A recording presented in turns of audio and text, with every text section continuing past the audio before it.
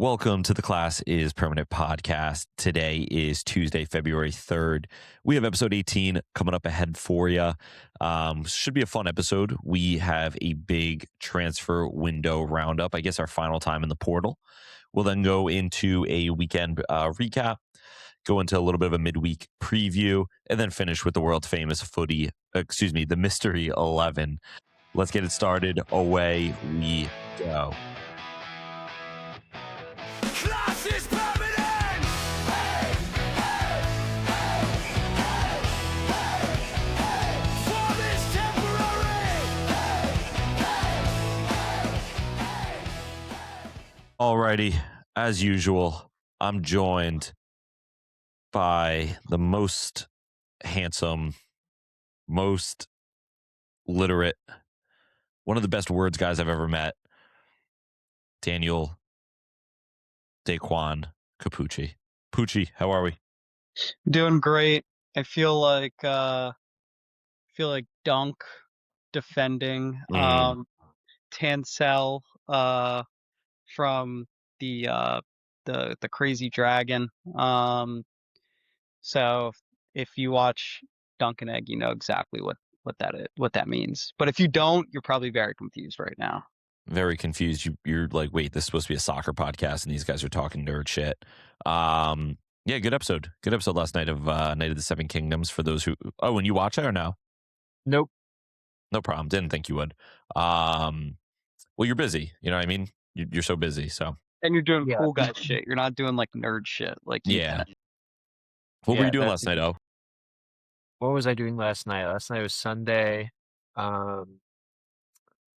I was doing so many busy things, so many things. I don't even want to get into it, but it was just a lot of big stuff. And some of the stuff I've signed an NDA for, so I can't even get into it, even though I want to.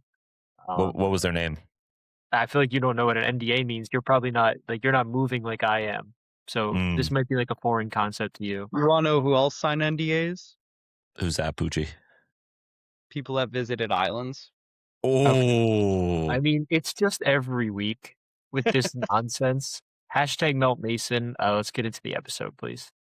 Sure. We can officially melt Mason. You don't really do yourself favors, by the way. You walked into that. No, there's no chance that me saying I've signed NDAs somehow loops around to me. We're not doing this. Okay. It's a Monday night. Don't worry. I've signed NDAs too. Hand up.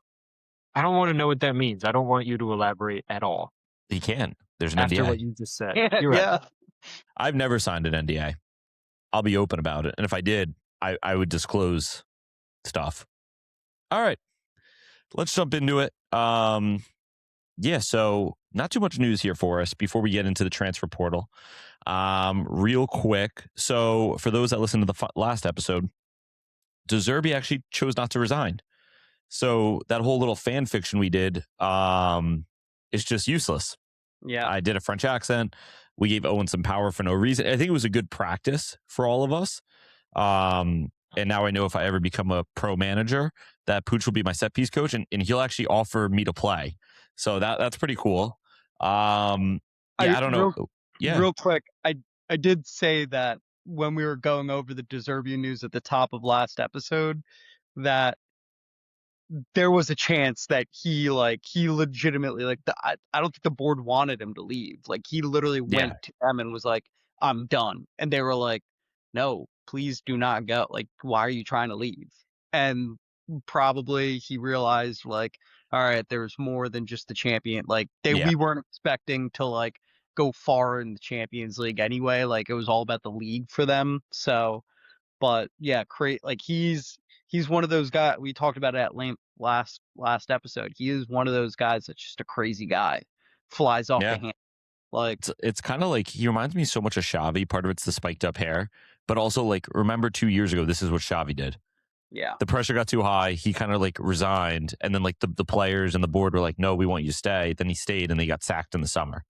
So I guess sacked. I don't know if that's officially the term we would use, but yeah, part of it's the spiky hair. If you don't see it, I don't know. I see it. There are very few people who have such spiky hair. It's the eyes, Chico. He's got crazy eyes. If you ever look at his eyes, and realistically, look at all the best managers. They all have crazy eyes. I think you one time said that all managers are either handsome or what was it, or bald. Yeah. Was that what it was? That what, Did Yeah. we talk about that on the pod, or is that just a you and I conversation? No, I think we talked about it on the pod. Yeah, I think we did. Okay. Oh no, But- it but was either my- they're my other- handsome or good at managing, right? Was that the Yeah. thing? No, I think it was. Yeah, I think it was. It was either handsome or good at managing. But another way to tell is if you see their eyes, if you look Okay. at their eyes and you see craziness, Yeah. like you're like Hansi Flick. Mm, Look at his eyes. He Yeah. is crazy. Where you're just like, Yeah. that guy looks insane. Like a guy like Arteta, where like you're like, what's going on in his brain? Yeah, no, but like a guy like Arteta, like crazy eyes. mm. Like you start going Have down we the line. considered? Have we considered, instead of looking at their eyes and their handsomeness levels, just maybe like looking at their tactics? They all have the same to know if they're a good tactics. It's like- manager. It's like 4 different tactics nowadays. That is true. That really is true. It's like you either just sit in a low block and counterattack, you just possess 85% and play like a 2-3-5 and build up. Or you just have some really weird tactics where someone makes a YouTube video and it's called positionless football, and it's because you've decided to make your DM a striker. Your striker plays as the right back, and the right wing back is playing up, as the winger. So I do agree with that. But alrighty, let's jump into it a little bit here. And that's something I noticed too. As I've edited these, I say the same things a lot. I say, alrighty. I say, let's jump into it a little bit. I never say, let's jump into it. I say, let's jump into it a little bit. And I don't know, I got to think of some other stuff. And Pooch made me uber conscious of me saying, oh, I really wanted that player at Tottenham, or oh, I really wanted that player at Barca. So now I just stopped saying that. So thanks for that, Pooch. No problem. Real quick, we're going to go jump. We're going to jump to Saudi Arabia. Pooch, give me your best wallahi. Wallahi, brother. Very nice, Pooch. So some drama that happened here, and actually it applies to 2 former members of BBC. Benzema, what was the news here? So he didn't want to renew with Al Ittihad because they didn't want to pay him a salary, right, Pooch? They wanted to pay him like his full image rights. I think we spoke about that on Thursday. He ends up signing with Al Hilal, but Ronaldo now has gone on strike with Al Nassr because he doesn't like the fact, and I guess there's like a competitive thing, that Benzema's just able to move to, I guess, another team. Both teams are owned by the PIF. I think actually all 3 are. So I guess he's like, this like never really would happen with other teams. And are they like in a title race? I don't watch the Saudi league. Pooch, I feel like you're dialed into Saudi. I used to be super dialed into Saudi, but I backed off once Steven Gerrard left. Yeah. Al Hilal is first in the league. Al Nassr second. So that's why he doesn't feel like it's a fair move. I don't know. But now, so Ronaldo is essentially on strike. They're literally 1 point off. It's actually a fascinating title race. Maybe we'll send Owen down there to report on it. Yes. Great idea. Owen, give us your best. Whatever you're about to say, there's 0 chance. I end up doing Mashallah. Give me your best, mashallah. it. Mashallah. Okay. Assalamualaikum. Am I gonna fit in down there? I think so. You kind of look Saudi. You kind of were rocking Borat last week, but you got a good haircut, so now you're chilling. Yeah, I realized that when I joined the call. No more Borat. Yeah, So- I mean, sorry. I guess a little side note here. Yeah, Owen pulled up, right? So last week he came out with the mustache. This week, and for those of you who don't know, Owen's got some curly hair. We're all a little jealous. I mean, me and Pooch barely have hair, so just the fact Owen's got something is good. But he has like the little faux hawk. I think I inspired him. Is that true? Me or Scattaboo or Dart? I feel like I mean, I think it's just like the way my hair, like, I don't know, maybe a little bit. There's that going on. Wait, this is actually a real question, just man to man here. I'm trying to curl the back of my hair a little bit more. Do you put product in, or you just natural curls? No, mine is just natural, honestly. You really do just have it all. Damn. Pooch, any questions for Owen his hair before we move on to the transfer portal? Nope, no questions. Don't have any, so it doesn't matter to me. Yeah, me and Pooch, we've talked about it. That Turkey trip, low-key, like, I kind of want to go on it soon. I kind of feel like that'd be fun. A little Istanbul. I gotta pay for a new shoulder first, then I can worry about. Yeah, that's crazy. That's crazy, Unc. All right. So yeah, so I guess Saudi drama will Ronaldo's. I don't know. Like I don't know. Is he being a baby or is he actually like? Is this like a valid concern? But I also kind of feel like he's being a baby because he went to Saudi where like it's kind of all just like bullshit. So I don't know why you're upset about competitiveness when you're all owned by the same like government. I mean, if you want my honest opinion, That's all I ever wanted. I think he's being a massive baby about it because like, they're in second.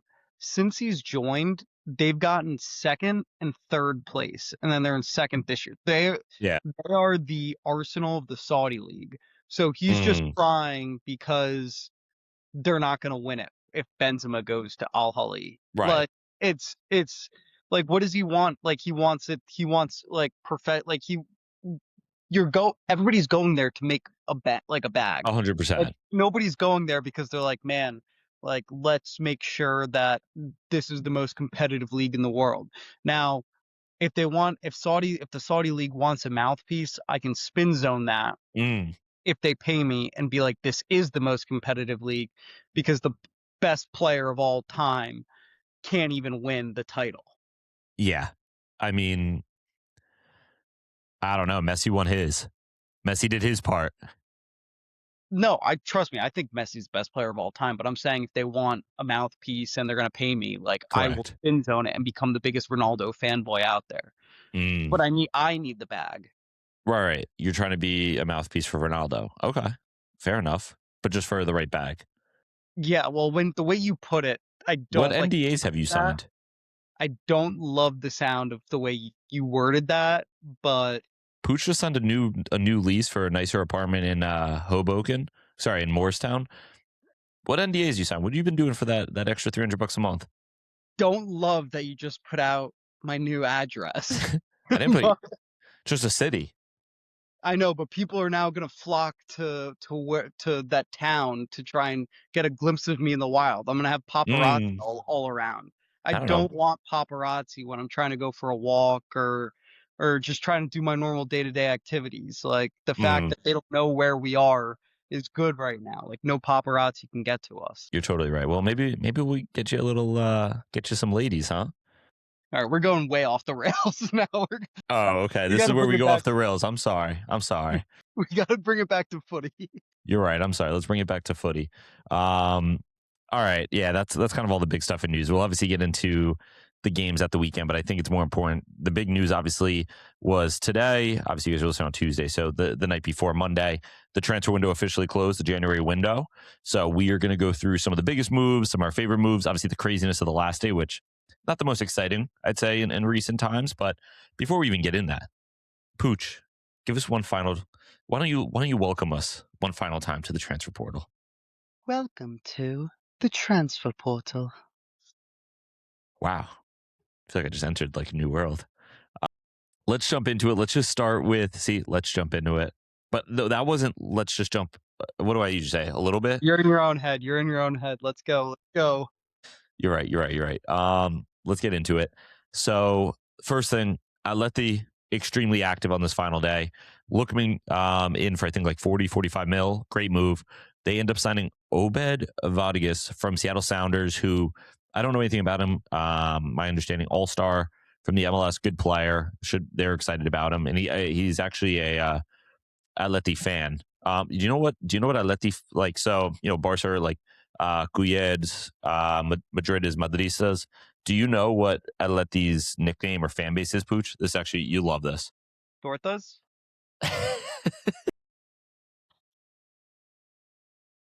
No. I thought I got it first. That's pretty good. So they're called, let me see if I can pronounce this correctly, known as colchineros. Do you know what that means? I have a feeling I know what it is, but tell me. It's mattress makers. Oh, did not know. Yeah, so not 100% sure. I forget like the background history. Long story short, I guess they're part of Madrid, or where the club was started, yada yada. Here it is. I got it. On the 2nd of January, 1911, the shirts were changed to red and white. From that moment, the nickname Colchineros was born. Colchineros meaning mattressers, mattress makers, due to the similarity of the shirt design with mattress covers of the time. Oh, kind of a funny one there, but they, it was also like the working class versus Madrid, versus Real Madrid. They also signed Rodrigo Mendoza from Elche, who Pedri has said is the player most similar to him, and also is the player that I think in, I don't know if it was Ornstein or Fab's report, they beat out Barcelona and Arsenal for a signature. So really good signing. Stefan Ortega to Forest. Is this guy like actually a good goalie? I don't know. Like I always just thought he was the backup in like a random bum, but people wanted him and like, people really like him. I mean, he was good last year, but like, is he really like a legit goalie? I think he's a good goalie, but I don't think he's like world class or anything. Like I think he's a good guy to have. Like for Forest, probably good, but Forest is also they're known for stockpiling just random players, so it makes sense that they grabbed him. But Yeah. like maybe he'll beat out Cells, maybe not. I have zero clue. Like I think we haven't seen enough of him to like really kind of define like is he good or not. Like I'm sure now that he's moving to Forest, we'll be able to finally be like, oh, this guy's good. Or I'm just confused because like is Cells not playing well? Last year he was terrific, and maybe like I don't know. So I saw that they brought in the guy from Botafogo, the goalkeeper, and then he like broke his or like he tore something. He's happened where he got like the red card, and then they brought Cells back in. I think Cells was phased out by what's his face Dyche, but I also be shocked if it was like the board being like we spent money on this guy, put him in at goalie. And then Cells, I think, has been like okay, but I don't think Cells has been where he was last season. So I don't know. Like maybe it's just for competition's sake too, where it's like, listen, the Fogo guy is out for a while. We need another keeper to compete with Cells. Like Ortega is that guy. Who are you talking about? Botafogo guy? They have a Brazilian backup goalie, but that dude is like ass. He's like 30. That's who you're talking about? Yeah. What's his name? John Victor? Yeah. He's like 29. He's got 71 overall in FIFA blood. I know, but that's why I'm saying I think it was more of a like, hey, we bought this guy, use him. Because he was starting for a decent amount of time. Like he took over Cells. Like I didn't know that. The deal was they brought in the center back that we discussed a few weeks ago. I forget his name already, where I was like, Sevilla should loan him in. The young center back, 20 years old. Ooh. I forget. They brought him. Jair Cunha. Yeah. They brought in him, Igor. Jesus. Jesus, and then John Victor from Fogo in the summer because it was like a bunch of shady shit going on. Yeah, naturally. Because the guy who owns Botafogo also owns Lyon and used to own Palace, John Textor, and when like Mr. Marinakis and Textor were like Mr. Marinakis was like Palace shouldn't be in Europa League because their owner owns like 5 different clubs, and he was like, don't actually own any part of Palace anymore, whatever. So it was when all that was going on in the background, they just bought like the 3 Botafogo players for like 20 mil. Like it was literally just like 20 mil. It was like a fire sale. Yeah, 3 players. It's a bundle. Yeah. Okay, gotcha. So I guess we'll see with Ortega. Just like a weird, I don't know, not like a weird move, but it's one of those moves that you see happens, and you're like, I did not know that he was for sale. I didn't know Nottingham needed a keeper. So, Giesend, I don't know how to say his name, joins Palace. So let's just jump into the Palace stuff because, and it's the next thing we write here. So Jean-Philippe Mateta earlier in this window, as we spoke about, right, looked like he was going to go to Juventus, maybe move to a different club. He ends up deciding on AC Milan. AC Milan seemed to want him. He then goes to do his medical. I think, everything's agreed. Before we get into what happened with the medical, so Palace goes, we're going to sell Mateta. Let's go sign Jurgen Strand Larsen, which, crazy, one of the biggest moves of the window was that for, I think, like 45 million sterling. Well, Mateta failed his medical twice. So I'm a little bit confused, and you wrote this here, Palace played chess while Milan played checkers. And before I go to you, my understanding that I've seen is Glasner essentially keeps saying in interviews, and has been saying, that the guy needs surgery on his knee. So what would, like, I don't know. Milan has also had some weird things with it. He's like, Victor Boniface failed his medical. Someone told me today also Anthony Robinson, before he moved to Fulham years ago, failed his medical. I wonder, like, do they have a harder medical? Is it just weird luck? I I have no idea. This is like so weird the way this. They also signed Brennan Johnson, like another kind of like striker. They signed Gesson. Good for them. They added all these players, but it's just so weird. Like, I don't know how everyone fits. Yeah, so you know how in the summer, like you're just like scraping for any piece of like content about your football club. So Yes. yeah, so this past summer, one of the videos Arsenal put out was like a video with like their doctor. Like he's like an actual doctor, like a Mhm. medical doctor who they signed on to be their club doctor, but he has his own medical practice. Yeah. A lot of the doctors are like that. Yeah. They're like And the official doctor, not like the physios. The official doctors are like yeah. that. Yeah. And so what they did was they had this video of him and kind of he was discussing the medical. And from what I gather, like for the most part, a medical isn't like when we go and do like, A physical. yeah, like that's part of it. But a big part of it is they get all the medical history of the player and are able to kind of pinpoint like, hey, like this guy has had tendonitis in his knee like 3 separate times over the past Yeah. 5 years. So they're able to basically go to the board and be like, just so you know, like this many times of having tendonitis can lead to a torn ACL within 3 to 5 years. Like Mm. that's more of the medical, less about like your current physical, because all these Yeah. guys are in such good shape, and it's more about like, hey, this guy's feet, he has like inward feet, and like that could lead to like Right. like stuff like that. So, and I know like Mateta, they've said like, oh, he needs surgery, but I wouldn't be shocked if like that came up when they were like actually doing the medical and they're like looking at his medical history and they're like, Yeah. oh, like not only like will he fail this medical, but like his knee's so fucked up. Now, on the flip Mhm. side, you can still sign guys even though they failed the medical. A Right. great Right. example is Arsenal years ago. I don't know if you remember the name Kim Källström. No. So he was a Swedish midfielder. I think they might have bought him from Sweden or like Ajax or something Yeah. like that. Anyway, he came in to do his medical. He actually had a broken back. So when he comes Okay. to do the medical, he literally has his like 3 of his vertebrae are just broken. Yeah. The medical staff was like to Wenger, they were like, listen, he's literally got a broken back. If you sign him, he's out 6 weeks. And Arsenal Yeah. went ahead and signed him. So like AC Milan could have still signed Mateta, but they just decided it wasn't worth it. My guess Right. is because if it's just a straight loan for 6 months, like they weren't gonna risk having him have the surgery and then he's out for like 3 of the months and then No. Right. That makes sense. but The whole thing, I though, like, didn't Palace know he was gonna like? They could still sign him, but it's like, don't Palace like? I don't know. Like, I guess my point here is, so and I know he hasn't scored since November, yada yada yada. So like, I'm just thinking like roster build. So he's just off in the summer, 100. You know what I mean? And like, is he now just dropped to the bench? Because you just signed Strand Larson to be this.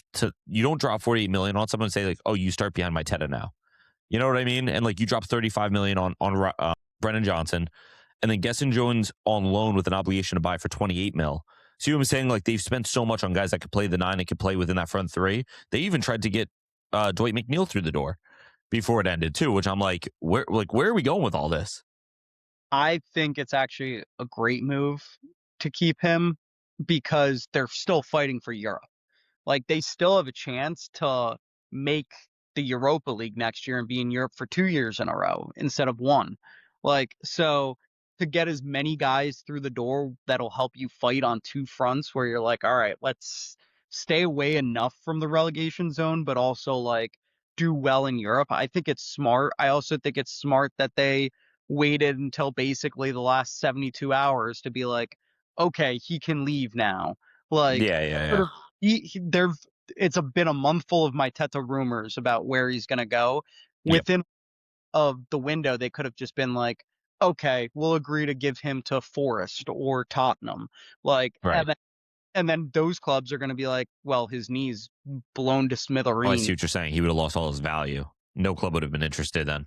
Exactly, for the whole month. Yeah. And then you can't like play the game like the whole month. Everybody knows you're gonna want a striker. So now that 45-50 for Strand Larson just got Right, bumped goes up up. to 70. And it's like Yeah. you go to them and they're like, well, we know you need a striker, so 60 mil.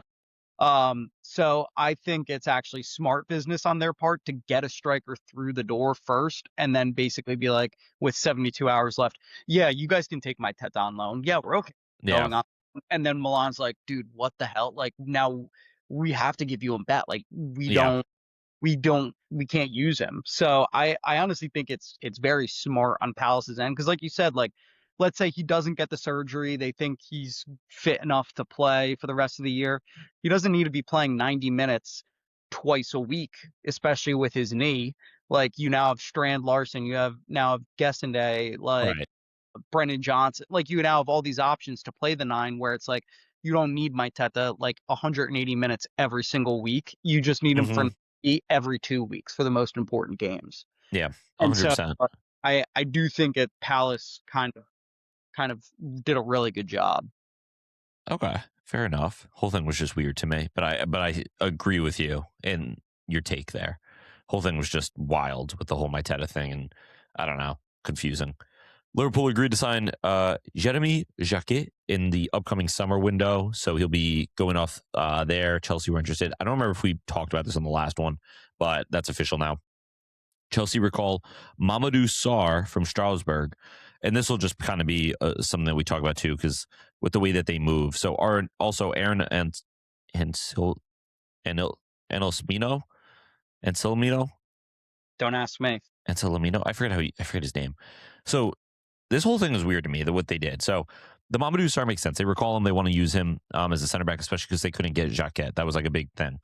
But then, like, this kid, Aaron Anselmino or whatever, who was at Dortmund and apparently didn't want to leave Dortmund on loan. He was on loan. They're happy. They recalled him and then sent him to Strasbourg. The poor kid is, like, happy. It's like, and I get it. It's like, well, we just took a center back from Strasbourg. We need to kind of help our sister club and give somebody. But if I'm him, I'm like he was crying, saying goodbye to his teammates at Dortmund because he didn't want to go. I'm like, that's probably not the best way to develop a young player. I don't know. I saw something, and this could be totally false. It could just be a random Twitter person telling me, but I believe 100%. They basically said the same thing happened with Carney Chukwuemeka. Yeah. I definitely butchered that name, but you know who I'm talking about. Yeah. Where Chelsea sent him on loan to Dortmund. He fell in love with Dortmund. Like Dortmund was like, hey, we're going to sign you. We're going to sign you. And then when the time came that summer, like, and Chelsea were like, all right, you're leaving. You're not part of the plans here anymore. He basically was like, I will stay here and hold out until I get to go to Dortmund.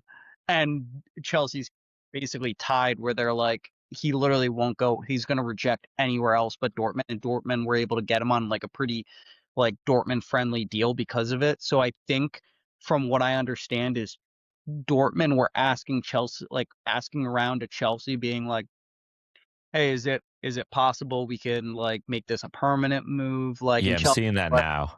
Chelsea, it looks like they were just trying to, Chelsea did it to quote unquote protect their interest or their asset because it looked like Dortmund was trying to get him to sign an agreement. Yeah, because I think Chelsea are high on him and do eventually want to see him play it at Chelsea. So they were more like, we don't want this guy in 6 months to turn around and be like, I will never play for you guys. I just want to play at Dortmund. And then their hands are tied again. With that being said, they have the right because he's their player. But I also hate it because if you also look at Chelsea, like they're notorious for like being like, we're just going to put you on the bomb squad here, like a Raheem Sterling. Like, we're going to make you train with the under 21s at like 9 at night, like until you leave. Like, and it's like, you kind of can't have it both ways where you get upset at a player for wanting to like be at a club and then also like praise the ownership when they're like putting guys that have faithfully served your club on the bomb squad because they don't want to be there anymore. Like, but no, I'm totally with you. That makes sense. Just a weird one. Felt like, why are you doing that? But I could see that too. This is a huge news. Owen, you I know we were fired up about this. Tottenham ends up signing James Wilson from Hibernian, or however the hell you say it. massive news. Yeah, Hearts, right? Yeah, no, you're right. It was from Hearts. It wasn't from Hibernian or whatever. Yeah, huge news. Spurs really needed desperately like to get a winger in or like some more help at like a deep line playmaker or probably just like any other position. And we've just signed another promising young striker. Whatever. Tonali offered to Arsenal. The agent denies the claims, but I trust Ornston more than than that. So I mean, interesting, very interesting, especially because Newcastle are having a decent season. So if you told me in the summer, this makes sense, but in the middle of the winter, it's kind of a weird time to make a move. I don't think Newcastle's having a good season. They're in 11th in the Prem. Really? Because you went to bat for Tonali and Bruno and saying how good they've been doing. I did. They're in 11th. I'll back myself on that. They're also in the knockouts of the Champions League, though. No, I mean, good for them, but like it's like they're not going to get Champions League again next year, and I don't think they're going to win Champions League with the team that they have. So they're kind of in purgatory. I wouldn't be shocked if this leads to a mass exodus from Newcastle this upcoming summer. And I'm talking guys like Wow. Anthony Gordon, Lewis Hall, Tino Livramento, Sandro Tonali, and that's it. But like those four guys I could all see like basically being like, I'm done here, because like I think this current group of Newcastle players have hit their peak. And with that being said, this is future me looking at this, and this could be cold takes exposed, but I think Eddie Howe leaves for the England job after the World Cup. And with that, all four of those guys leave and they have to basically restart Newcastle. It just feels like if Tonali's being offered to Arsenal, there's clearly like maybe something behind the scenes that we're not seeing that may come out later on, because I don't like it, like you said, like they're in the knockouts of the Champions League. But I also think the writing's on the wall when Yeah. you're in 11th and you're probably not going to make next year the Champions League. Do you really want to be on a team where you're about to enter your prime as a midfielder, and the team that you're on is Champions League, not in Europe, Champions League, not in Europe, every single year? So it's like one of those things. So I think he leaves. I think it's perfect for Well- Arsenal, because I do think we need like another 6 to pair with Zubamendi, and he can also play the 8. So I think it would be a great move. I hear what you're saying about them being 11th, but just like looking at the table, a win puts them in 7th. You know what I mean? So I get what you're saying. It's like, oh, you're in 11th, like things aren't going great, but like you win 2 games, you could be in, you know what I mean? You could be in the 5. And I know you obviously want to be the top 4. Top 4 still is only 41 points. They're on 33. I'll say this though, like, okay, you win 2 games and you jump up to there. So you're saying all of those teams in front of them have to lose 2 games as well. Like it's not. Of course. And right. I'm talking not hypotheticals, but I'm just talking in the sense like you could, you know how the Premier League works, right? Like you could jump up 2 spots quickly. But that being said, I do feel like, I mean, who knows if United holds on in a top 4 spot, but like Chelsea's on 40 points, United's on 41, Liverpool's on 39. And then you have Brentford on 36, Sunderland on 36, and then a couple of teams, and then Newcastle on 33. You see what I'm saying? Like maybe not a Champions League spot, but also I think they'll make Europe for sure, but also as a player of Tonali's level, do you really want to be playing in the Conference League next year? No, I agree, but that's when you can make the move in the summer. No. Yeah, I don't. Do you know what I'm trying to say? Like, Arsenal, from the report that I read, Arsenal never like actively even asked Newcastle about it. It was literally the agent going to Arsenal saying like, "Hey, do you want to sign Tonali?" And Arsenal being like, "Well, Marino just died for like the next 6 months. Like, I will like if he's into it, sure, but like then I think that they were like, you also don't have the financial funds to even go to Newcastle right now and ask." So like I'm sure the agent was like, yeah, you just need like 60 mil and they'll say yes. But Arsenal is probably like, we don't have 60 mil. They're never going to let us get him on loan. Like it's just not even worth asking Newcastle. So I'm sure there was probably a discussion with the agent where it was like, we'll come back in the summer. Like if the money's right, we'll be there in the summer. But for right now, we probably can't financially do it. Yeah, I feel that 100%. We'll see. I guess that's something we'll keep an eye on for the summer. Just a couple more. I'm just going to rip through here so we can keep moving. N'Golo Kante back in Europe. He's playing for Fenerbahce now, which is fun. Some Simon, I don't know. I struggled with that. Adingra to AS Monaco, a name I brought up from Sunderland in one of our rebuilds, and Bush like, no, he sucks. Axel. Oh wait, so did he end up moving or no? He didn't. He did. Dizasi. Oh, he did. He did. He accepted West Ham. Yeah, we got a Here We Go. Okay, I did. You know what? I missed that. When we wrote this, he was still like making a decision. So okay, that'll be exciting for him. Gives me and I know it's just because they're both like Chelsea players that are playing at West Ham, just like literally Kurt Zuma. They're both like just like yeah, they're literally just both big like center backs playing for West Ham who came from Chelsea. Ricardo Pepi moved to Fulham, falls through. So this sucks. This was weird. I saw Tom Bogert, the MLS kind of like insider reporter, talk about it. And he's like, yeah, it fell through because PSV couldn't find a replacement. But he's like, Pepe's going to be out for the next month to month and a half. And like PSV right now, I guess, is like just running away with the title. So he's like, and I think they also have like ample backup. And he's like, they're saying like they can't find backup or whatever, but it's like you don't really need it. So I think everyone wanted to see Pepe eventually at Fulham, but that's something that looks like it'll just be revisited in the summer. Who knows? Maybe a good World Cup. Maybe it's not Fulham calling. Maybe it's Tottenham. Maybe it's, I don't know, one of the big six teams. Striker? Dude, we can't have enough strikers. You don't need wingers and you don't need deep line playmakers is actually what I've learned because we'll get into it, but we drew City Day with Archie Gray at right wing back. So I just don't, transparently, I just don't see the vision. That's all. And I'm not saying that I'm wrong. I'm not saying that I'm right. I'm saying that I'm wrong. I need to go to get some glasses. Ciro Immobile to Paris FC. I didn't even know he was still playing. So I didn't either. That's why I put it on here. Because was like, I saw that and I was like, it was like the Ian Wright meme where he literally was about to say that. Literally was about to say that. That was me. Mr. Smith, you're alive. That is one of the best memes ever. All right, so let's talk real quick. Let's just highlight. So that we obviously just talked about some of the last deadline day moves. Let's just highlight some of the biggest moves as a recap of what happened this window.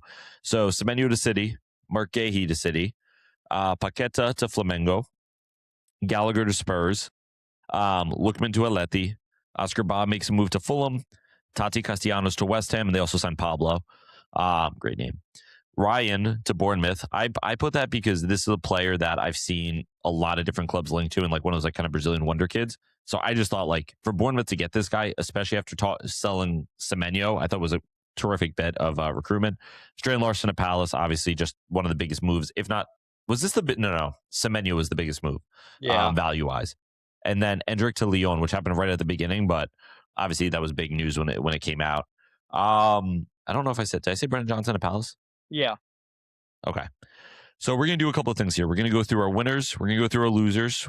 Me and Pucha both give our best move. We'll give like a head scratcher move, like this doesn't really make sense to me, or why did you do this, or why didn't you do this?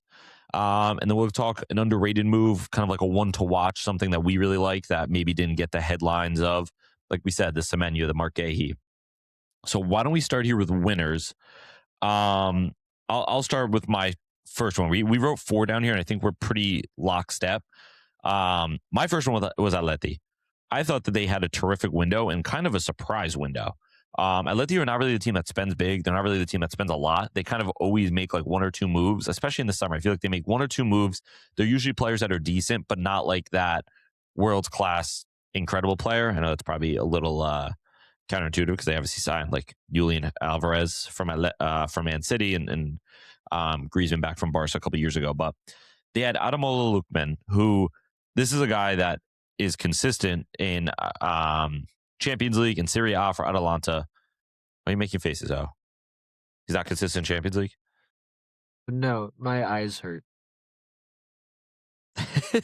All right. He's consistent in Champions League. He's somebody that, and I know I say this all the time, but like legitimately for Tottenham this summer, we were linked with him. I think everyone this winter was like, he wants to move, sign him. We need a winger. We need goals. And Atleti go and sign him for 40 mil. And it's like one of those moves that confuses me why other teams don't do this. He's a great player. Like, why? Not saying Atleti, he's not that level. He definitely is. But it's like, why was Atleti like the only team really in on him? I feel like this is a guy that would have like 3 or 4 teams kind of like circling, trying to get him. And it just kind of felt like he was made available. And then Atleti signed him. Another big move they made was Obed Vargas, who we mentioned earlier, and then Rodri Mendoza. I think another big, which adds 2 young, talented players to the roster. One of the biggest wins they had was moving Gallagher, in my opinion. He didn't really fit. They got, what did they get from him for Spurs? Was it 40? Was it 35? I think it was 45. I think it was 40. So they legitimately paid for Lookman with Gallagher's money. That's kind of, you know what I mean? Which I think is a good swap for them. And then they signed a player that Pooch and I were talking about right before this episode, Ederson from Atalanta, in that he will be coming in 2026. One of my favorite, like, I don't know if you call him underrated. I don't know. One of my favorite players because of his profile. He's the type of center mid that sometimes he's playing cam for them, sometimes he's playing DM, sometimes he's playing as the 8. But he's got like that N'Golo Conte, like run all over the field, tons of interceptions, but can still drive the ball forward and still play it. Would you say he's a better playmaking to him. would you say he's a better all-around midfielder than Moises Caicedo? Ooh, All-around no, midfielder. no. Not midfielder, all-around midfielder. This is Pooch getting people riled up. You know, I didn't take your back earlier, Pooch. So yeah, I like Ederson a lot. So yeah, I think so. This is the next great center mid. Yeah, I mean, Pooch, I don't know, thoughts on anything I just said? Are you ready for me to move on to the next winner? I mean, we can move on. Everything that I'm going to say is basically just backing up what you said. Like, Atleti had a fantastic window. I think one that's probably going to be underrated. Like, Yes. like, like you said, like, they're picking up all these guys where Lookman is like the big kind of flashy star that they picked up, but everybody else is good players that like maybe aren't like world known, but in 5 years Yep. when all of these guys come good, like you're going to be like, how were they able to get these guys for such little? And I think it also should maybe a like turning over a leaf. I know there were rumors about Simeone leaving at the end of the year. Like you're hearing rumors about Alvarez possibly being gone in the summer. So Yeah, it most is, likely. yeah, it's very much, it feels like, all right, like we're going to try and slowly de-integrate the Simeone group and kind of create a new young core that could compete with like a Barcelona's core, which is young as Yep. well, where it's like we're clearly on the older side of like our star players. Like, let's bring in a bunch of young guys who it may take a year or two for them to fully come good, but like for the prices that we're getting them at, it's worth it. Like, Yeah, I think, and we'll move on to the next one in a second, but this to me is a Marcus Llorente type of signing. They signed yeah, Marcus Llorente out of Real Madrid's academy. He was highly rated there, but like just a signing that time, you're like, okay, cool. They signed like a youngster, and then now he's become one of their most integral players and one of my favorite players. Honestly, again, one of those guys with a profile. Like plays right back for them. He kind of does like a little bit of the Valverde thing, where he plays everywhere, and he's like a core part of that team. Where when they signed him, you may have been like, oh, okay, Real Madrid promising prospect, right? Like this guy Mendoza could be, right? Where you're like, oh yeah, he looks good at Elche, and then he's a key part of the team for the next 10 years. You're like, oh shit. So I think they had a great window, and they took advantage of Barca and Real Madrid not doing anything essentially. Barca made some moves, but nothing like first team. And Real literally made 0 moves. Real didn't make a single move, which I know their fans are not happy about. Let's move on. One I wrote here, and I kind of like, I don't like to write this in because it just feels like, oh, you're rewarding like the rich. Like I put in Man City.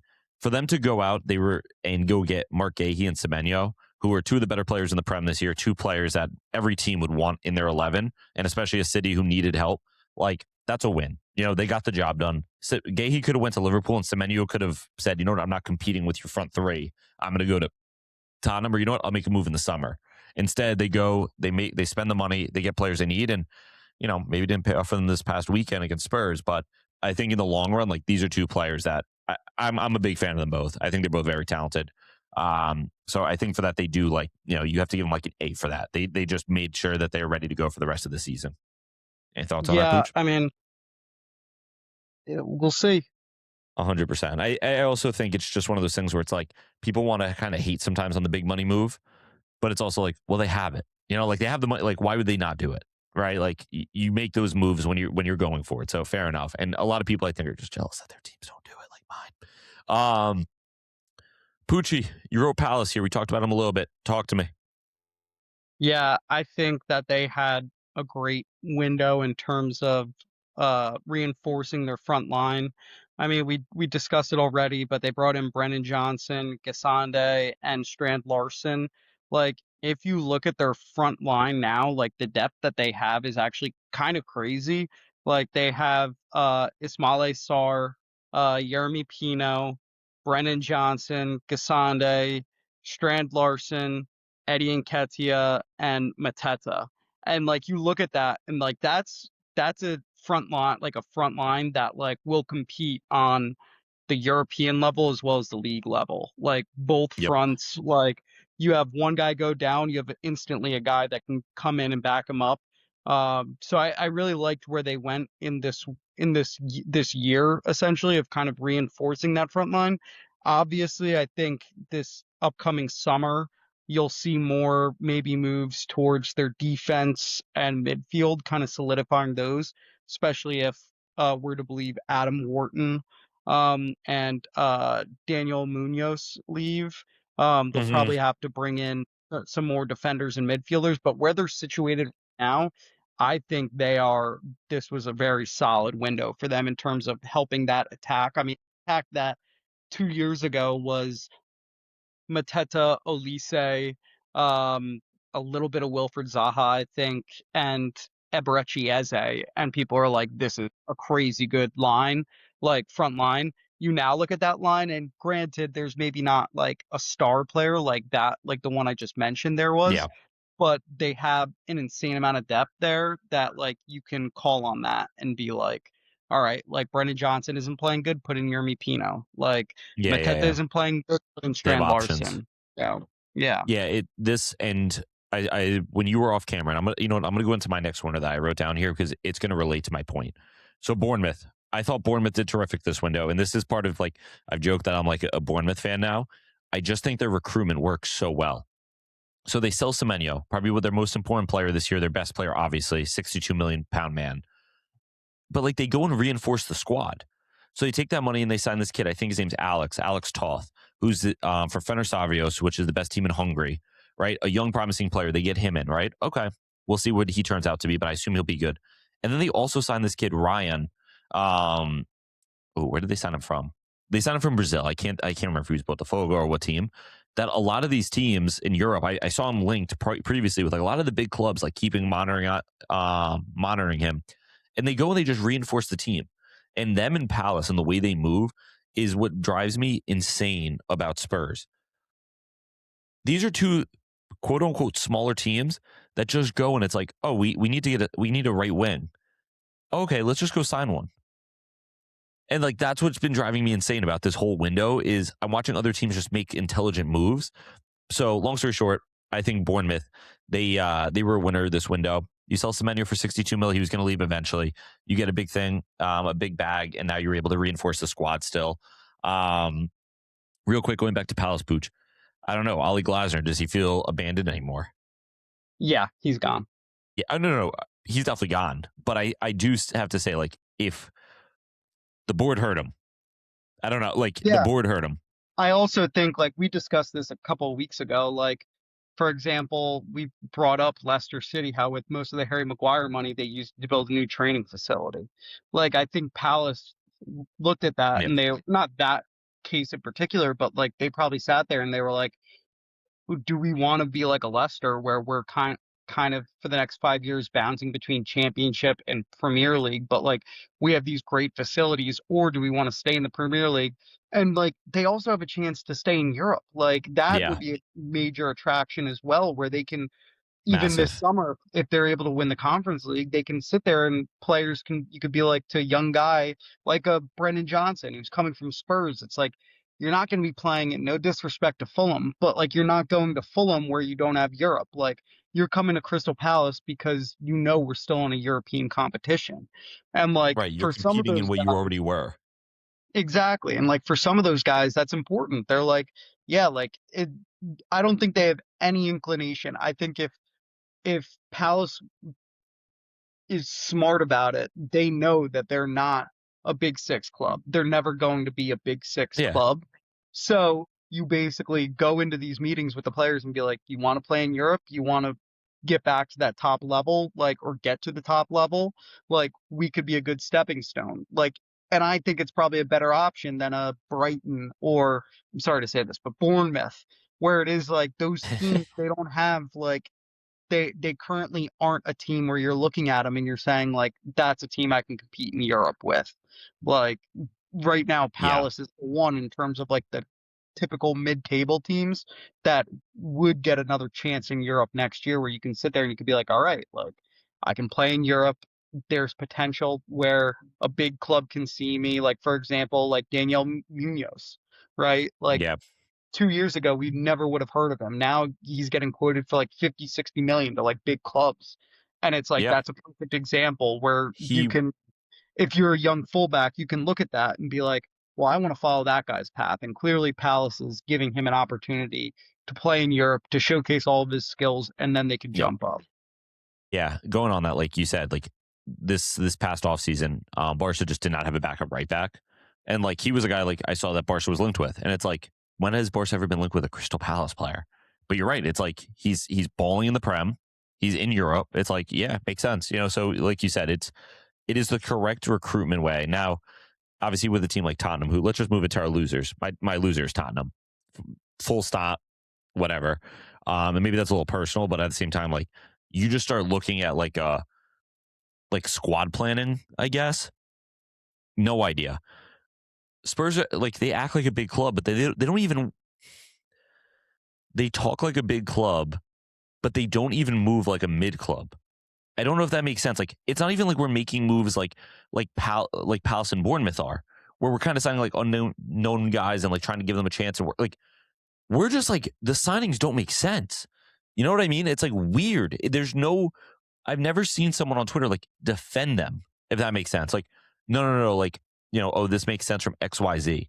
For instance, as a Giants fan, I was kind of on like the outside of being like, actually, I relatively support the GM, although most people hated him because I was like, oh, I have XYZ reasons. Like Spurs fans, like, there's not a Spurs fan who's like, no, the board's doing the right thing. You know what I mean? Or like, oh no, like actually, like this is like a correct move. This window, you're coming in with, you need a deep line playmaker. You need a wide option. You sell Brennan Johnson. You literally get rid of a forward, right? And so instead, you don't make any signings. You sign Gallagher, who, in his defense, I do like Gallagher as a player. I think a lot of Tottenham fans receive that transfer negatively purely because it's not what we needed, you know? But at the same time, like, I do think he's a player. He looked very good against City. He's a workhorse, and I think he can, like, moving forward, be a solid squad player. And you sign this kid, Souza, from Brazil, who, again, received negatively because you're signing a 19-year-old from Brazil to play left back when that's not really a huge point of need. Not to mention, you almost signed Andy Robertson like a week later. So it's just baffling. It's baffling. You don't put an offer in for any wingers. You just watch these other players move places, and it's like, what are you doing? And then Pooch, your boy Vinay, who came over from Arsenal, he said like, yo, we're going to reinforce the squad. It's important. The Lewis family, who owns the club, right, and ENIC, which is the kind of like corporation that they own, that owns it, they talked about how they just injected 150 mil into the club for, where is it? You know, where, and I am as Thomas Frank out as everyone is. But who is going to succeed in these conditions? He had 13 senior players available at the weekend, and Christian Romero had to be subbed at halftime because he's playing through illness. So it's like, I don't know. You know, bring me any manager. Bring me Pep. Pep like can't turn this. Like you can't. He doesn't even have like options to play players. And we have this youth academy that we don't use. We have a kid that just went to Bristol City. Yeah, I think Bristol City, and banged a shot top bins outside of the 18. He had a brace on the day. But he didn't get a single look in our team. Now, of course, it's League Two. It's very different. We played Archie Gray at right wing back in a 3-4-3, or sorry, maybe a right mid if you want, and Paulinho as a right center back against City. It's like, what are we doing? And I don't know. I don't know. We signed James Wilson, though, so I'm fucking fired up. You know what's funny is this is going to come back to me, freezing cold takes, where James Wilson's the new Harry Kane or something, and everyone's like, wow, this guy didn't like James. No one knows James Wilson. No one knows James Wilson. Maybe Arsenal fans do. I know he was like supposed to go on a trial today there or something. I don't know. But like, okay. Pooch, you wrote AC Milan. Yeah. They needed a striker. They brought in Fulkrug, who I Good think we player. all can agree probably wasn't the best move. Like, he's not a great striker.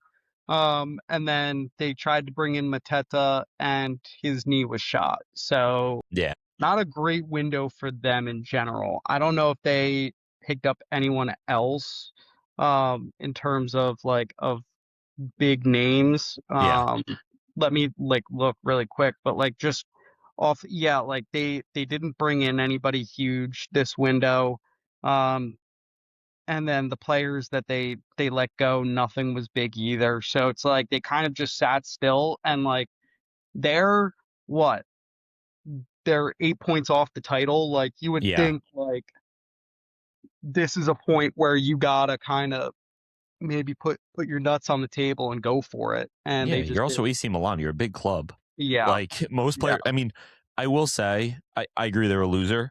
Part of it is also, like we said, just with Mateta, like they made a move, and Yeah. obviously it was very last minute, whatever, and that's not really their fault. Like, obviously you don't sign the player who's got a shot knee, especially on especially on whatever they're going to pay. I think like 40-45 mil, right? Yeah. Like, that's a 28-year-old. But yeah, it's literally the same thing as Spurs. In the sense, it's like, why did you wait until the last 3 days to make a move? What are we doing? It's just, you see it, like Lyon was in touch with Endrick and got him in the first week, right? Like the first 3 days. And I know that's a little different. That's a loan, but Guehi and Semenyo were signed like that by City, right? Even Palace, like there was, at least, and I don't follow Palace accounts, right? Like there was news about them being interested in Strand Larson, earlier this week, maybe a little bit. And then all of a sudden they signed him, right? Like, I'm in a bad mood. Yeah. All right. Whatever. We're moving on. Let's move on to something more positive. All right. Let's talk best move here. This is a move that Pooch and I both, we really liked it for whatever team. I'm going to start with Pooch. Pooch, you had Oscar Bob to Fulham. This is a guy you've been backing big time. Give me, I don't know, 30 seconds here. Shout out Tom Garrett for the Oscar Bob propaganda. Learned about him 2-3 years ago from City's Academy. Ever since then, has been following him. Class player, really good technical player, great dribbler. I'm actually shocked that City gave him up. I think I ranted on this last week in terms of City's moves regarding him, or young players in general. And I think this is going to be one that they miss. I Okay. think he's going to come good. I think he's going to get £100 million move somewhere mass in 3 years. Maybe back to City. Well, Maybe. City also do transfers, right? They do a little bit of what Barca does a lot. And I even Real Madrid did this with Nico Paz, where they're like, yeah, we'll transfer you to him, but we want a 20% sell-on clause and we get first right of refusal on buyback, which it's yeah, that's better than a loan. Just because if he's nothing, then whatever. And if he is something, then terrific. I get first dibs. I'll take that. That's why I'm saying 100 mil. Yeah. Fulham, realistically, I think he'll end up being a 60-70 million pound player, like a normal deal. But then when you add in that sell-on clause, Fulham's going to be like, oh, we'll take 100 mil for him, and there's going to be some idiotic club, knock knock, Man United, that are going to pay for it. So fair enough. who did Yeah, you I was torn here. Because here's the thing. I mentioned it with City. Mark Gay, if you said what is the best fit and most necessary move, Mark Gahey to City is the best move in my eyes. It's you needed a center back. You got the best center back in England, or the best English center back in your team, ready to go for the second half of the year. That's the best move. I didn't want it. That's kind of boring.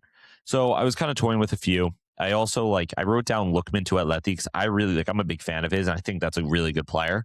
Honestly, now that we've been talking through all this, I'm going to step back on all that. And I think I'm going to go, maybe James Wilson to Spurs. No, I'm not doing that shit. Fuck that. I am going to go with Ryan to Bournemouth. I just think I saw so many big clubs linked with this guy. This is a name I knew. And again, you move on from Semenyo and you just go and get it's a move I love. And it's a move where, if he comes good, you just got another 60, 70, 80, $100 million player that's coming in the door and could probably contribute tomorrow. So I don't know. I thought that was a fun move for them. Maybe that Alex Toth guy too. I haven't seen him do anything, but he seems to be a good player. But yeah, I'll go with Ryan to Bournemouth. And maybe, I don't know, maybe that's hipster at me. Head scratcher here. Pooch, I like the one you wrote down. I don't really like mine because I already talked about it, but tell me about this. You're talking about James Trafford. Yeah, I mean, we're talking about a guy who in this summer was being talked about as potentially the backup to Pickford, or even if he Yeah, plays well, pushing to be a starter. yeah, like pushing to be a starter. Now it's being talked, will he even make the team? Like, and I think that for him is the biggest, like, oh, I messed up move.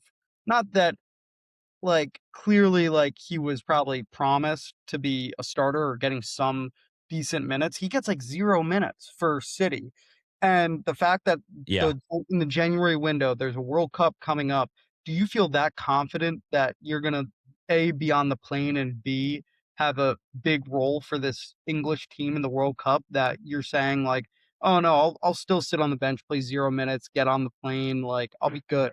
Like, I don't necessarily think that, that this was a great move. Like, there's so many clubs that need a goalkeeper. Like, I don't know how you guys feel about Vicario, but that's a clear Yeah. example of Trafford. Like, if I was you guys, I'd prefer Trafford over Vicario. Like, it's just like that's a club that would need him. A Newcastle, like, you need a goalkeeper. Like, there are a ton of clubs in the Prem that need a goalkeeper. 6-month loan, and you're there. Like, you don't have to Mhm. stay there permanently. Go for 6 months on loan. Get playing time in before the World Cup, like, team gets selected, and you're good. Like, the fact that he didn't move at all, either he was promised by Pep before the window, like, "Hey, you're gonna get more time in the second half of the season," or, like, he's just Mhm. not, like, I don't know, like, it's a weird one to me that he didn't leave.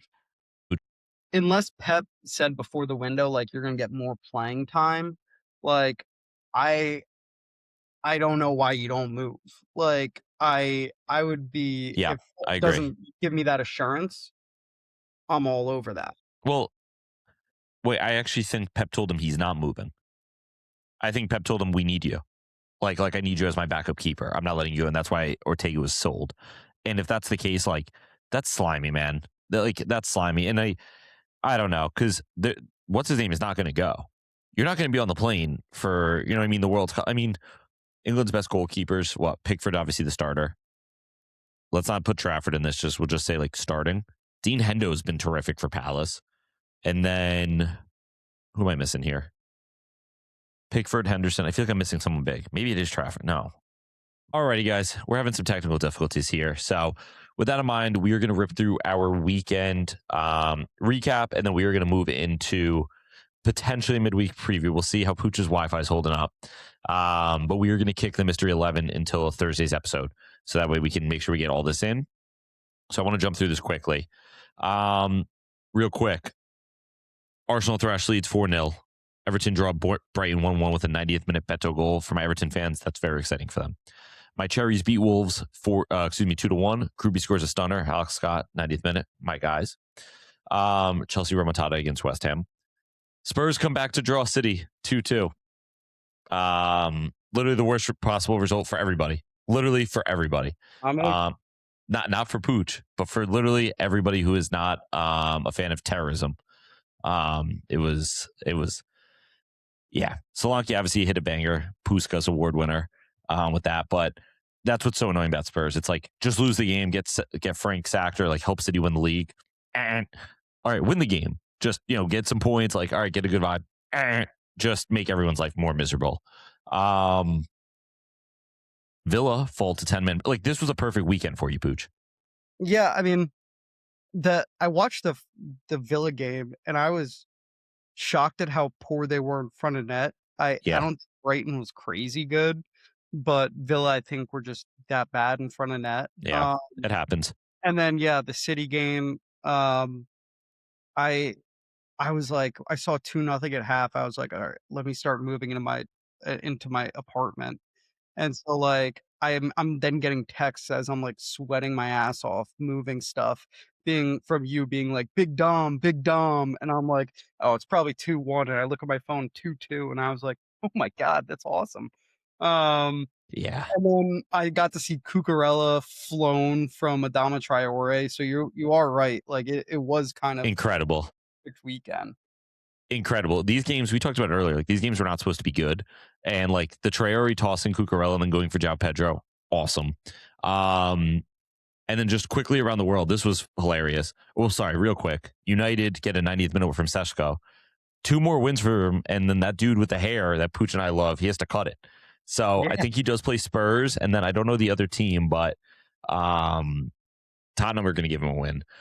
Around the world, Lazio wins on a 94th minute pen. For those that don't know, I guess their fans staged a protest and left the stadium. Pedro scores, and he goes running to empty stands.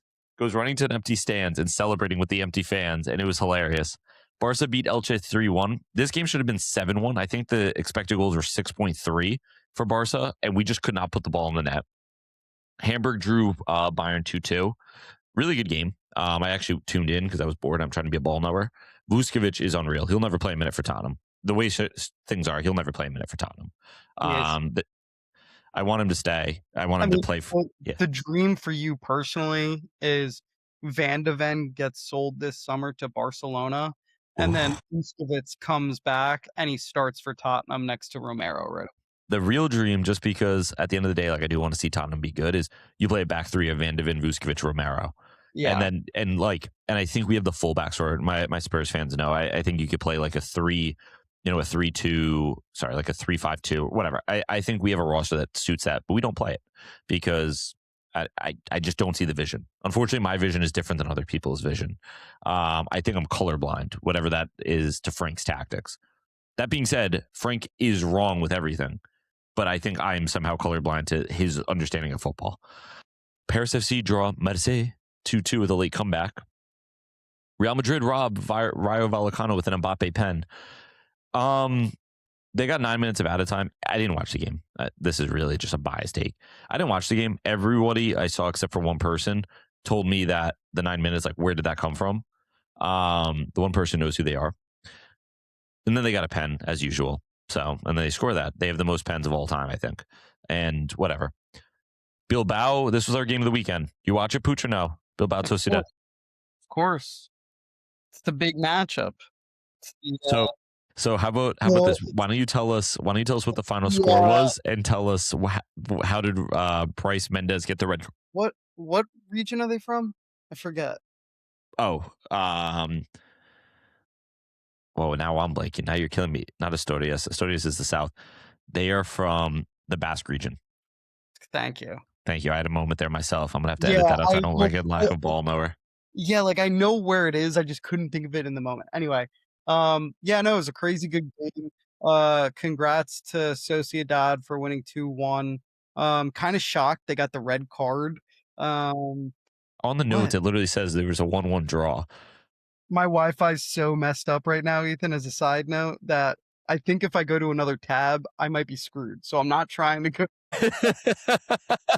You're good. It's actually working for us. I'm trying, because it's been good these 6 minutes. So I'm trying to help all of us out with this by not going. Keep ripping. I'm not editing that out. That's awesome. No, I know. I wanted to. Pooch didn't watch the game. It was 1-1. The second goal came in like the 85th minute. Brais Méndez from Sociedad is, as I don't remember where the play was. I think it was a goal kick. He's jogging back to like midfield, and a Bilbao player kind of like just shoves him, and Méndez kind of like goes to like swipe his hand away from shoving him, and like, I mean, literally like a fingertip like grazes the guy's face. The guy falls to the ground.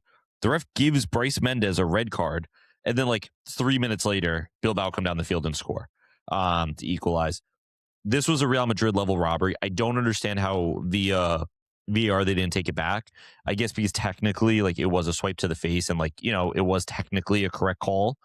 But like, the guy literally was getting shoved and kind of like get off me, and hit the guy accidentally in the face with literally his fingertip.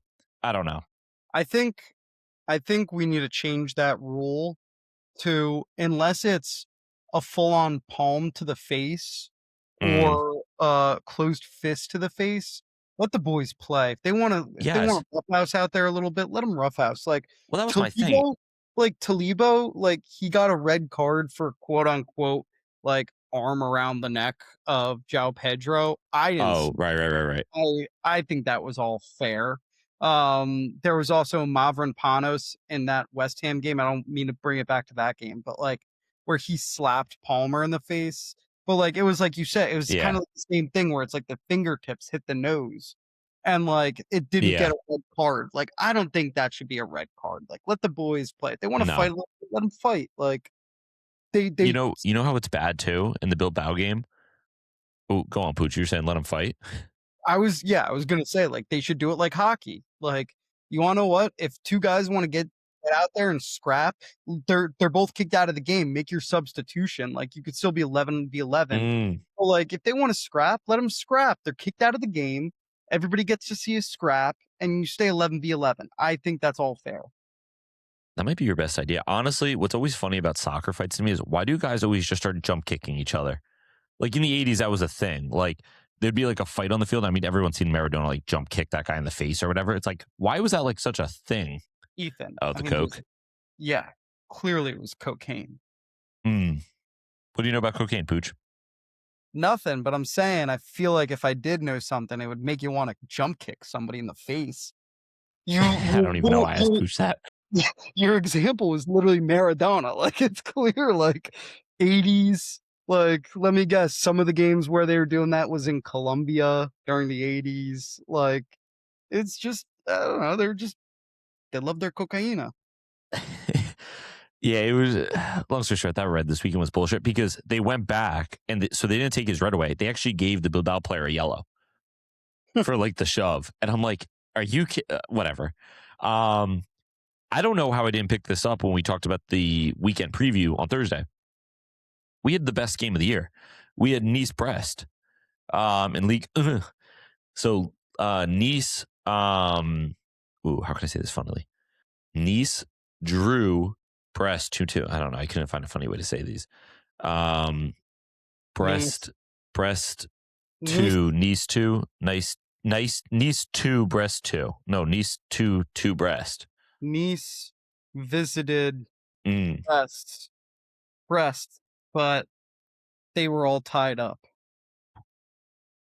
Yeah, I typed in Nice-Brest, and all of a sudden, God. this was a mistake. This was a mistake. Yeah, I can't think of anything funny here. If someone has something funny, text Pooch. I'll give his number in a second. Just kidding. And then PSG beat Strasbourg 2-1. That was a game I just wanted to highlight because I think I highlighted last week. Anytime Chelsea or Blue Co loses, we win. Yep. Quick midweek preview before we lose Pooch forever, Wi-Fi wise. Pooch is very healthy and okay. Let's talk. Let's talk Carabao Cup. Arsenal versus Chelsea. How we feeling, Poochie? Feel good. I feel a little concerned because I can't watch the game tomorrow. Ooh. I have like 3 meetings back to back all at the time that it starts, so that kind of sucks for me. That does suck. So, can't watch it like the full game or whatever. So that concerns me a little bit. Yeah. But in terms of where we're at, I feel good. I feel like the boys feel good. It's a home game. Liam Rosnor gave us a bit of what's it called? Bulletin board material Okay. yesterday or today, where basically there was a reporter going on about the Chelsea group of players, how they've won a few trophies, Conference League and the fake Mickey Mouse Cup in the summer, and how Arsenal hasn't won any. And the minute that he said Arsenal hasn't won any, Rosenor literally laughed. And so, like fair enough. Like, Yeah. you I know, mean, like, he's correct. Like, he's okay to laugh, in my opinion. But like, we've seen it time and time again, where like these guys, like whether they're a manager or a player, give bulletin board material to another team before a game, and like, why are you doing that? Like, yeah. I like Bad having idea. like it's a dual-edged sword because on one side, the entertainment aspect in my brain is like, that's great for the entertainment. Like that will get like great, like it's awesome. Like it's like very Jose Mourinho-esque where it's like laughing or like Yeah. you have 3. But on the flip side, nowadays, there's a reason why nobody says anything and it's all just the same bland, boring answers Yeah. because nobody wants to give bulletin board material out. Well, it's also just like social media memification. You know what I mean? Where Yeah. like in the past, he was kind of said something and it would go in the newspaper and it would be like whatever, and now it's like your social media is just flooded. And I'll also say this, like, it's one thing to laugh if Arsenal were kind of where Chelsea are in the table in both Right. Champions League and Premier League, but they're so far above Chelsea in the table that it is kind of like, don't like get the big dog riled up. Like, Ooh, ooh. like it Pooch is putting one of his those. big paws down. All right, Pooch. Yeah, no, I mean, but it's true. Like, you don't want to, like, it's like if 5 years ago you were playing Tottenham, right? And like whoever was your manager, like, laughed at like Pep or like the Pep team, how it's like Pep's lost 3 of his last 6. Like, you guys have won 6 of your last 6. And then like Pochettino laughs. It's like, what are you doing? Yeah. Do not do that. And I'm not saying Arteta's Pep or like Arsenal's City, but like, I it's understand the what you're same saying. type of thing where it's like, you don't want to do that before a match. Now, all of this is not on the field. On the field, I think we'll have a good solid game. I don't Yeah. think we're going to rout them by any chance. I also don't think that we're going to give up a ton of chances. I wouldn't be shocked if we come back and talk Friday and you're like, that was a boring 1-0 win or a 0-0. Yep. Like, I anticipate feel like that. it's not going to be a lot of goals. Yeah, I mean, you guys are going into the game up 3-2 already, so you're kind of like halfway there. So we'll have to see. Let's move into the next one. City versus Newcastle, which are, I think, both of Pooch's fake Demons team. City are going into this game up 2-0. And yeah, I mean, I don't know. Maybe at the weekend, it felt like City were a little bit soft. I think they just take care of business here. Oh, and why don't you chime in here? What do you think? Yeah, I think I'm leaning City. Yeah, I think I City don't take know. care of business. I feel like Newcastle just bores me to death. I feel like every time I've been asked on this show if I'm picking a game and Newcastle's involved, I think I picked against Newcastle. Okay. I don't know what my conversion rate has been, and I don't know why I feel so against Newcastle. I agree with Maybe you. it's Pooch's kind of Fake the Demons. subliminal messaging creeping into my brain and poisoning me. But Wow. there's just something about them that kind of disgusts me, and I'm not sure why. And I don't want you to assign any meaning to that. I know you like to do that. You're going to say, "Oh, it's probably this," and then paint me as some disgusting evil monster. Whoa. That just happens a lot on this show, and I don't think that should happen because I don't think that's fair to me. But that being said, I'll pick City. I think this will be 2-1. I think Newcastle will slot one in, but they disgust me. Okay. I don't have anything else to share. Pooch, you want to chime in there? Or I think, I back I up was- everything Owen said. yeah, Literally. fair enough. back it up. Yeah. I'm good with Owen there. I think we've talked about it. And again, I don't remember. Me and Pooch talk very frequently. So I can't always remember what is said on the pod and what I'm just talking to him about. I feel like Newcastle's a team in the league. I never back them, but in Champions League, I'm like, oh, they're kind of tough. Like they could be a good outfit. It's like, I don't know what the difference is in my head, but whatever. And then a couple other games, keep an eye out for. Copa del Rey quarterfinals, Albacete, who beat Real Madrid versus Barca. That I'm sure will be just a crazy atmosphere because, again, in the Copa del Rey, they play all, at least, I don't know how they just determine it, but the bigger teams always have to go to the smaller team's ground. So it's always a really, really big game and a really fun atmosphere. Serie A, you have AC Milan versus Bologna, and then you have Inter versus Torino in the Coppa Italia. Boys, do we try a Mystery 11 here? Pooch's Wi-Fi has worked. Do we just kick it to Thursday and just be happy with what we've done here? Let's try it. Let's try. Ooh. Yeah, I'm sure there's so many people that were like, oh, they're just going to end it. They're going to end it. And then now they're probably like, oh my God, they're doing it. Yeah, we're doing it. Happy Tuesday. Let's do it. Let's do it quickly before we lose Pooch because he has god-awful Wi-Fi. Taco Tuesday. Dude, I thought you were just lagging out for a second. It just I didn't Yeah, realize what you. We're wasting too much real estate right now. All right. Oh, give me the formation. 3-4-3. Pooch, who starts? Me or you? I'll start. Goalkeeper. Remco Pasveer. Dude. Ethan, by the Who? way, I'm going to be flying blind on this. Yeah, I got you. Don't worry.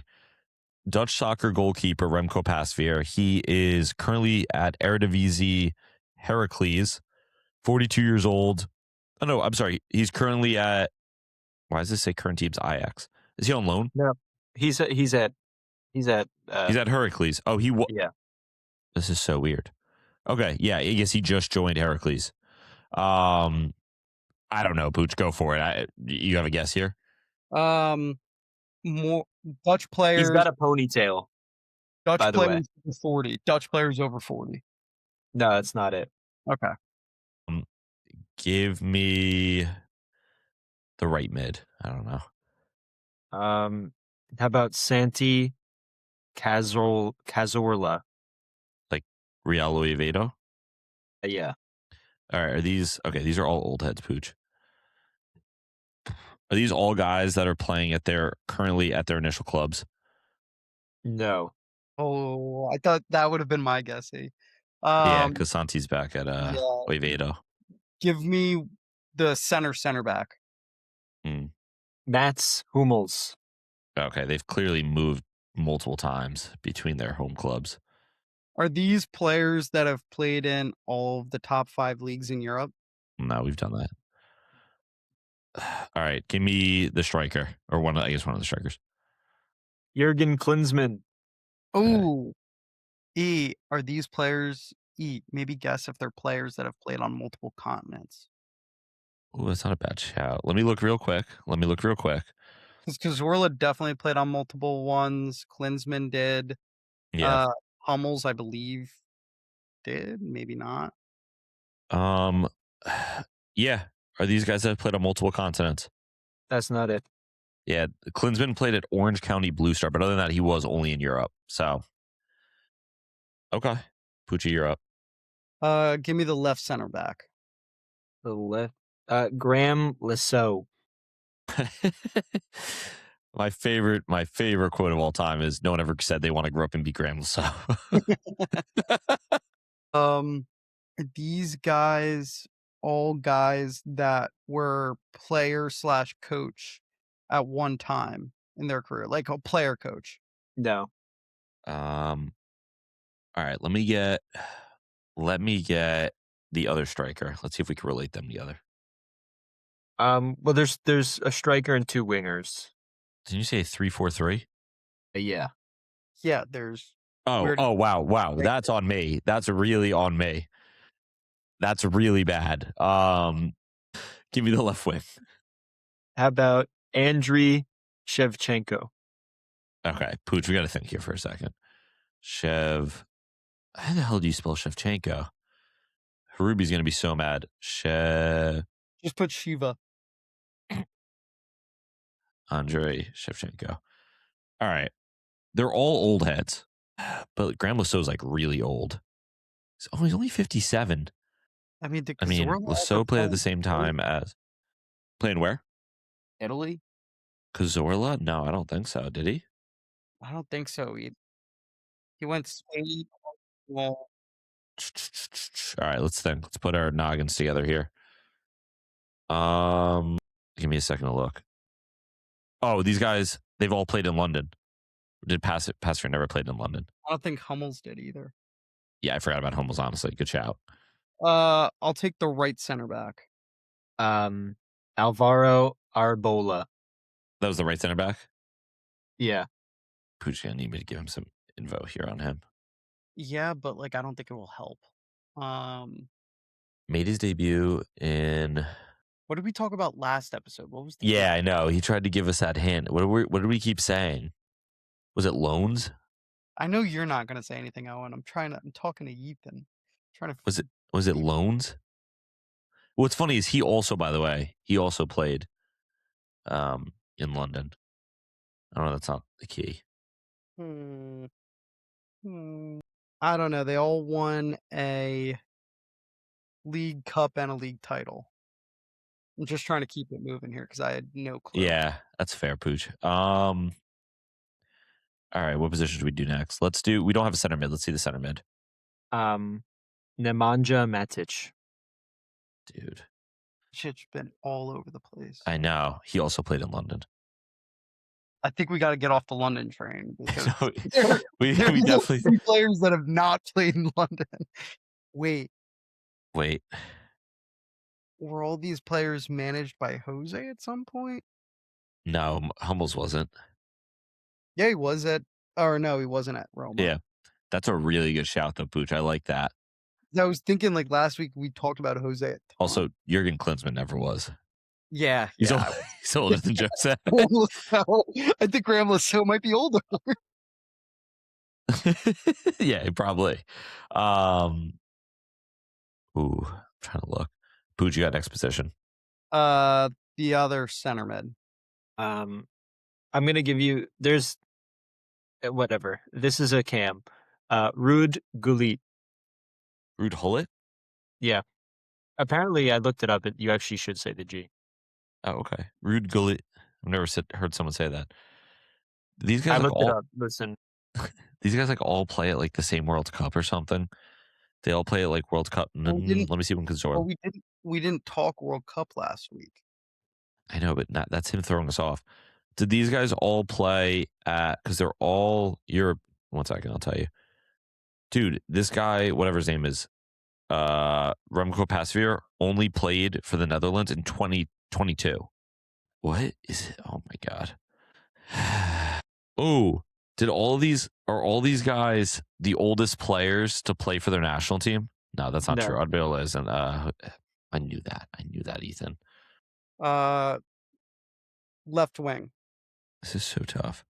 Which we might have lost you for a second there, unless you just haven't said I said- anything. No, I said left wing. Well, we have. You mean right wing? Yeah, you'll get the right wing. Dirk Kuyt. I love Dirk. Oh, my guy, Little Dirk. Liverpool guy. Oh, on a scale of 1 to 10, how hard is this?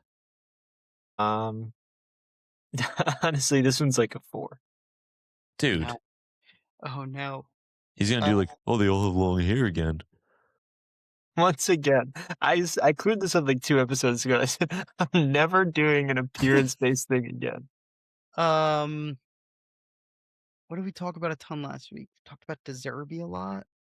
Did they all get like kicked out of They their all play. club for some reason? No. Did they all play with somebody together? No, I didn't. I wasn't asking you. I'm telling you, they didn't. All right, E, I think you have the last one. Wait, how is this a DM? Isn't this left mid?